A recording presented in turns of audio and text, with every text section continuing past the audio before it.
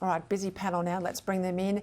Menzies Research Centre's Nick Cater and Tasmania for Senators, Shadow Minister too for Environment, Fisheries and Forestry, Jonathan Duniam. Nick and Jonathan, thank you for your time. Welcome. Nick Cater, I know you've been banging this nuclear drum for a long time. Are you confident the talk we saw today in the Australian might actually materialise into formal policy now? The talk is 2025. It will be the Coalition's election policy on energy. Yeah, it has to be, Peter. I mean, there's no, it doesn't matter what Chris Bowen says about, 22,000 solar panels a day and one turbine every 18 hours. You cannot power a modern economy like that. There's only two forms of power that have helped countries get a carbon-free grid.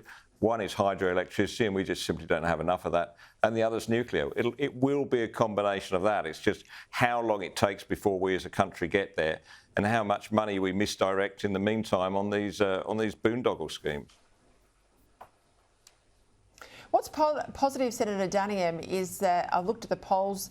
It has shifted over time. More and more, I think Australians are waking up that if you want lower emissions, you have to have the nuclear option on the table. I think it's sensible policy.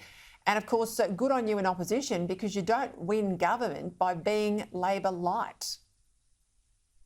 Yeah, and that is, I think, a lesson that was learnt in the last election loss. We had to get back to basics and understand what the problems were that we needed to solve. And not only is it the case that you wouldn't find a country out there with a credible pathway to net zero that hasn't adopted nuclear as part of its energy mix, but you wouldn't find a country that's able to provide reliable, cheap energy to its entire population and grow its economy that doesn't have nuclear as part of its mix. So we're doing our homework. We're going to make sure that we have answers to the questions we know Australians are going to ask. But as you point out, there's one thing that motivates Australians very effectively, and that is when it hurts the hip pocket. So higher power prices motivate them to think more about the questions around nuclear.